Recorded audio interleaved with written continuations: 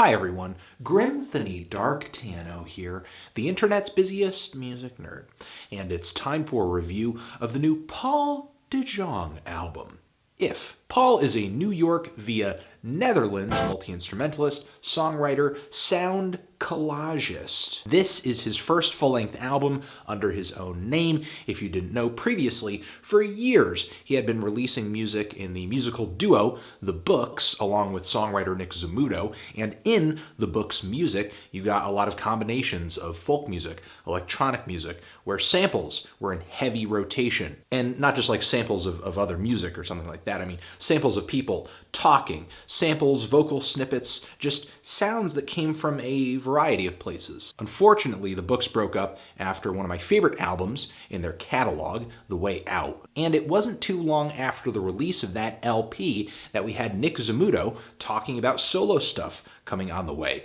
We eventually got a self-titled record, a follow-up album, which were both pretty good. Not quite as folk-influenced as the Books stuff, more of an art rock edge. And there were faint whiffs of the sample-based music that the Books used to make on these records as well, but not really to the same degree. It was definitely refreshing to see Nick go in a different direction with his solo work, but it seems that Paul over here is kind of staying in much more familiar territory with this new album. There are musical sound collages on this record, folky instrumentation, pianos and strings, along with some strange electronic manipulations that come into play on some of these tracks. Some songs, they are very overt, in your face, obvious. On other tracks, they are just very subtle or maybe even non-existent. Theoretically, kind of sounds like a Books record, but for me, this album doesn't necessarily read as a lack of progression, because I think by himself, Paul is able to explore a lot of these ideas and themes that you would typically find on a Books record, specifically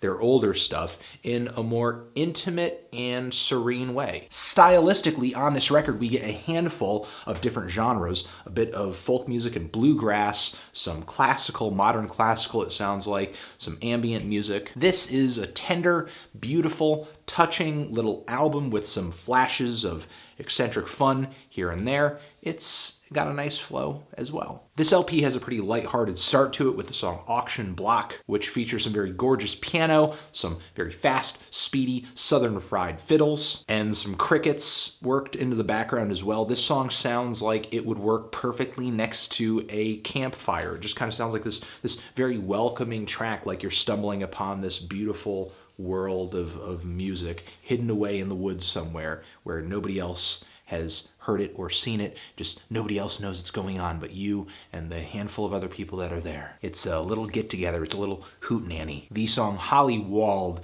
has a weird little instrumental build to it based off of what sounds like a guitar instructional video, which is nothing new for the Books, something that even Nick Zamuto in his solo capacity kind of whips out as a routine during live sets. This track continues the bluegrass theme of this record, and it's just a really nice, nimble performance of fiddles and acoustic guitars. This track is also just a short 3 minutes. A lot of the songs on this LP function more off of just little ditties and motifs than they do just grand, showy musical compositions. Even the song This Is Who I Am, which is one of the heavier songs on here, the layers of instrumentation come together and don't create something explosive, but rather kind of repetitive and hypnotic. It's all right. After this song, the album flows into a series of kind of serene instrumentals, some of which are strikingly beautiful, others are kind of breezy, mild, and not that memorable, which I kind of found to be the case with the title track here.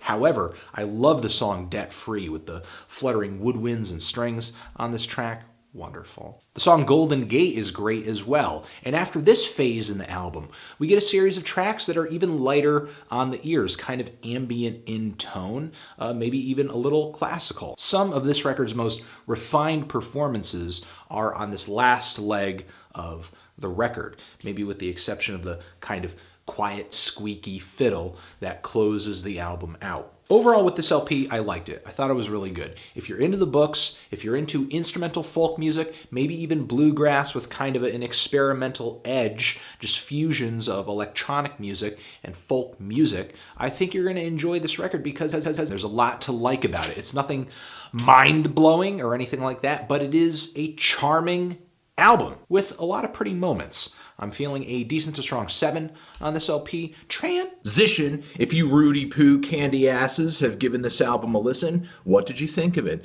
Did you love it? Did you hate it? Why? And what do you think I should review next? Anthony Fantano? What's that? Whoever by goddamn well took his head off.